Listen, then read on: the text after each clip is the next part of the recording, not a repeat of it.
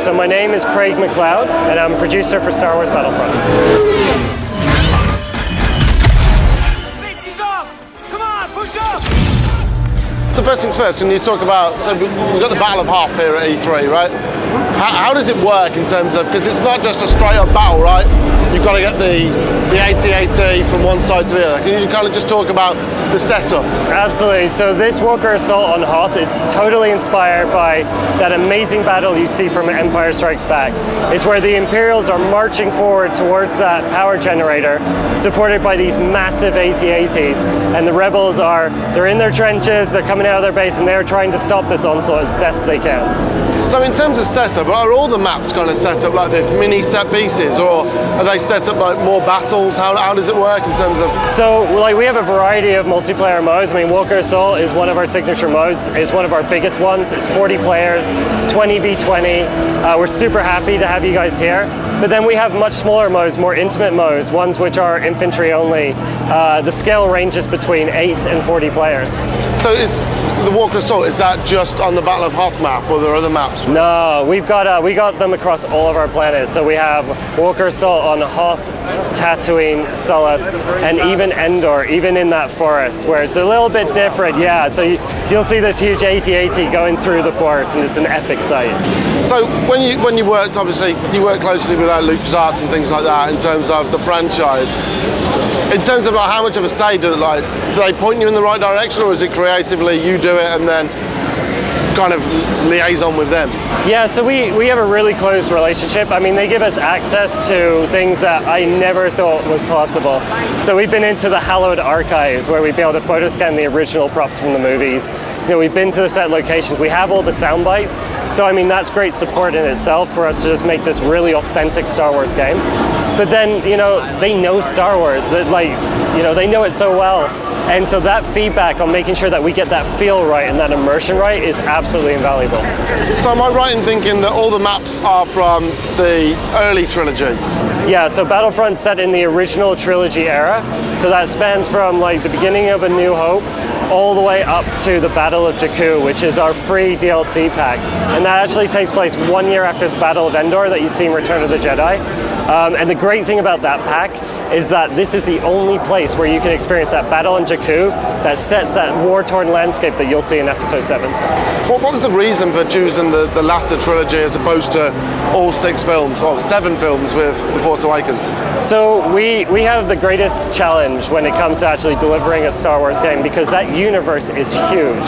You know, we have a good long license deal with Lucasfilm, and you got to start somewhere. You've got to build that foundation.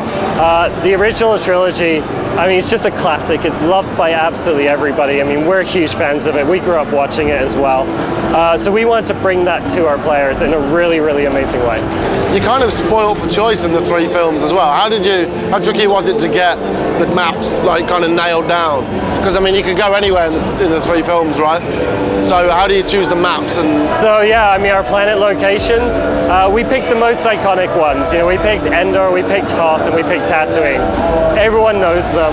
But then it's not just those planets, but it's also the diversity within them. So on Hoth, you'll have these big open icy plains, you'll have the rebel bases, you'll have these ice caves, and there's one planet I missed off, and that's Sullust. And Sullust is super special to us. We worked so closely with Lucasfilm to actually create that, you know, the visual representation of that planet. So our ability to, you know, contribute to this universe in that way has just been a dream come true.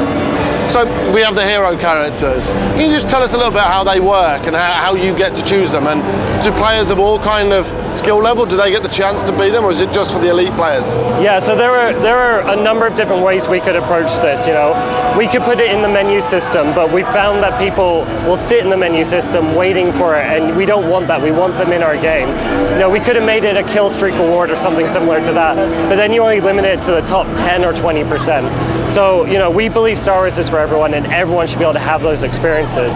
So what we have is there are randomly placed pickups within our map.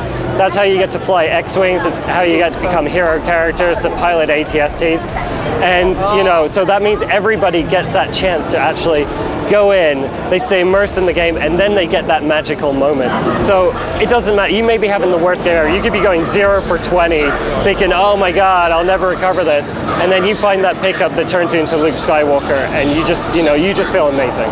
Is it the same pickup every time, or does it move location? It moves location. Okay, so you could randomly go and pick up one of the grenades, and it could be Luke. So we basically swap between our hero pickups, our vehicles, and our power-ups, and the power-ups are those really, really big weapons that you see in our trails, like the orbital strike, the thermal imploder, and that smart rocket launcher. How did you come with the weapons and stuff? I mean, did you have a little bit of creativity when it came to those, or was it everything from the films? You're like, obviously the blasters, but I mean in terms of like the orbital strikes and stuff like that. So again, authenticity. I mean, that's one of our pillars. We wanted to stay super authentic to the world. So the blasters and the weapons that you see in our game, we have nearly all of them from the original trilogy era. So we have that standard Stormtrooper blaster, the 11. We've got Boba Fett's E3.